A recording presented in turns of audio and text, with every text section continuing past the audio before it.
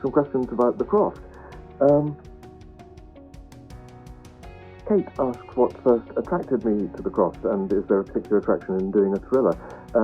And the answer is, I was asked to do it, and it's rare that you're asked to do a completely new play, and this time, in the case of Ali Miles, a play by a first-time writer, and that's a very particular challenge, because as well as creating the piece from scratch, you're also hopefully helping to nurture a new writer, and so the job of the director blurs with that of a dramaturg. So I'm trying to work out what works, what might be better if we changed it, what we don't need, what's useful on the page but not in the room, all those things that perhaps a more seasoned author like Alan Bennett you wouldn't bother with, because he knows his craft inside out, because he's been practicing it for a damn sight longer than I have, and he knows more than I do.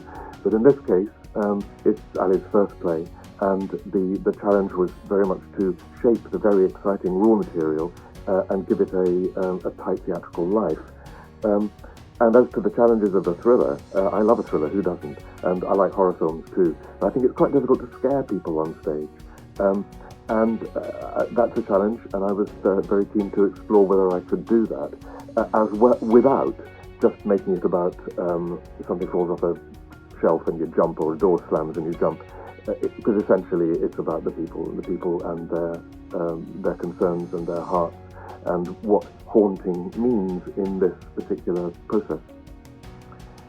And Jessica asks a question about the characters of Suzanne and Ruth, who what the difficulty of differentiating between the two of them was, and the similarities between the two. And I think it's very important that the two characters are massively connected, because of course they're the two most important women in Laura's life. Laura at the centre of the play, Suzanne her lover, Ruth her mother.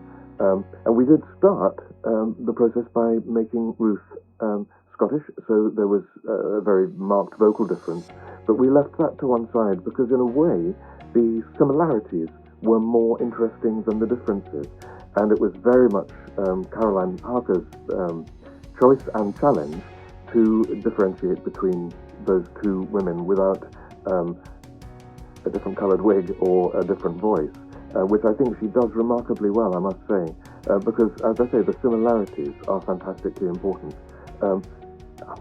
Of course, the challenge is that the audience doesn't get confused as to who's playing what, but I don't think they do.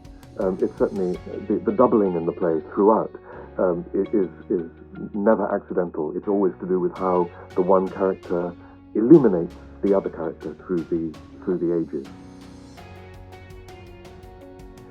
And finally, Penny asks, where do you get the inspiration to work on a brand new play? And the answer is from almost anywhere, but particularly from the play itself. Obviously, you read it again and again and again and again, you listen to its voice, you listen to its heart.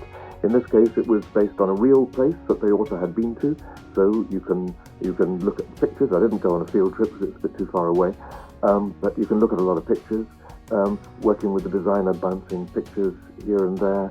I thought of a lot of, not exactly ghost stories in terms of somebody with a sheet over their head, but there were certain stories about the past impacting the present.